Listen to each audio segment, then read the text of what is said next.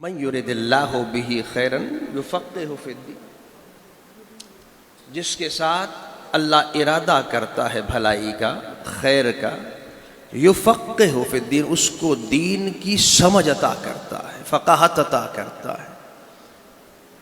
اب اگر آپ اس مقام پر غور و فکر کریں کہ نبی کریم علیہ السلام نے جن کلمات کا استعمال فرمایا، جس علم کی بات کی، نبی چاہتے علیہ السلام تو یہ بھی فرما سکتے تھے یفقہہ فی الطب،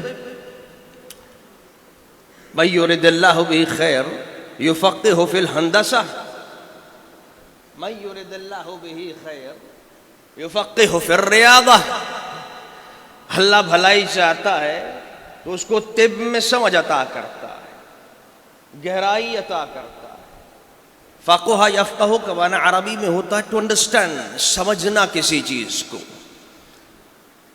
اور فقہ ٹو میک انڈرسٹینڈ، سمجھانا، to give the knowledge, knowledge کو دینا، عطا کرنا کسی کو۔ تو کہا یفقہ فی، اب بات یہ بھی ہو سکتی تھی کہ جس پر اللہ کرم فرمانا چاہتا ہے تو اسے طب میں کمال عطا کر دیتا ہے، اسے ہندسہ انجینئرنگ میں کمال دے دیتا ہے، یفقہہ فی الہندسہ، اسے انجینئر بنا دیتا ہے، اسے طبیب بنا دیتا ہے، اسے ایک اکاؤنٹنٹ بنا دیتا ہے۔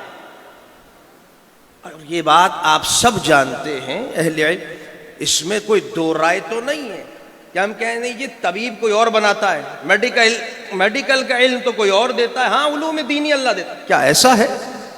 بولیے، ایسا تو نہیں ہے نا۔ سارے علوم، خواہ وہ میڈیکل کا ہو، خواہ وہ انجینئرنگ کا ہو، خواہ وہ اکاؤنٹس سے تعلق رکھتا ہو، بزنس ایڈمنسٹریشن سے تعلق رکھتا ہو، ہر علم کو عطا کرنے والی ذات وہی ہے۔ وہ آپ کتاب العلم میں ماشاءاللہ آپ بخاری پڑھتے ہوں گے، آپ نے پڑھا ہوگا انما انا قاسم واللہ یعطی، I am a distributor but who is the giver? He is God۔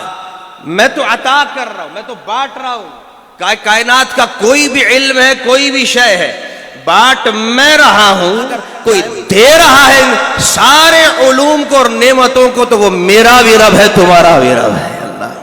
لیکن جس علم کا انتخاب کروایا اور جس علم کے لیے مصطفیٰ کی زبان مبارک سے کہلوایا، وہ کوئی اور علم نہیں تھا، یفقہ فی الدین، وہ وہی علم تھا جس کے لیے آج آپ کو اور ہمیں اس ذات بے نیاز نے منتخب فرمایا ہے۔ یفقہ فی الدین، اللہ۔ اب دوسری طرف دیکھتے ہیں جانب آپ، یعنی کیا رب کا کرم، اس کا انعام اور اس کا احسان۔ اب کس کو عطا کیا اور کس نے عطا کیا، یعنی یوں کہہ لیں اب سبجیکٹ اینڈ آبجیکٹ، اب کس کو عطا کیا اور کس نے دیا۔ سبحان اللہ۔ آپ غور فرمائیں، یہ بھی ایک نکتے کی بات آپ کو ایک تربیتی انداز میں کہ آپ سمجھیں کتنی بڑی نعمت ہمیں مل رہی، کتنی بڑی نعمت۔ یہ نہیں فرمایا میرے مصطفیٰ علیہ السلام نے، ہمارے بہت سے طلبہ، بہت سے احباب یہ سمجھتے ہیں کہ جس کا دل چاہ جائے وہ حاصل کر لے بھائی علم۔ یہ کون سی ایسی باتیں، مدرسوں میں جاؤ پڑھ لو جا کے مل جائے گا، یہ معمولی بات نہیں ہے۔ یہ بھی ہو سکتا تھا کہ جس کا دل چاہتا ہے من یرد یتفقہ فی الدین، جو چاہتا ہے، آپ کو بلاغت کے اعتبار سے کر رہا ہوں کہ من یرد یتفقہ فی الدین، جو چاہے دین کا علم خود حاصل کر لے۔ بھائی طبیب بھی تو بن رہے ہیں، انجینئر بن رہے ہیں، یہاں پہ بھی یہی ہو جاتا ہے، من یرید یتفقہ فی الدین، من یرید یتفقہ فی الحدیث، من یرید یتفقہ فی القرآن، فی علوم التفسیر، فی علوم البلاغہ۔ خالق کائنات نے اپنے حبیب کے ذریعے یہ نہیں کہلوایا، بلکہ ایک ورڈ کا استعمال فرمایا کہ حبیب ان کو کہو۔ کیا کہو؟ جب یہ پیغام دینے لگو جس کو آج دنیا پڑھتی بخاری میں اور قیامت تک لوگ اور آپ سب ہم پڑھتے رہیں گے، کیا کہ من یرد اللہ، کہ جس کا دل چاہ جائے وہ آئے اور کھول لے اور فقیہ بھی بن جائے، محدث بھی بن جائے، مفسر بھی بن جائے، قرآن کی چیزیں پڑھ لے، جس کا خود کا دل چاہ جائے. نا نا نا نا نا، بلکہ فرمایا یرد اللہ. بتاؤ معمولی بات نہیں ہے، یہ اسی کی بات ہوتی ہے جس کو اللہ چاہتا ہے.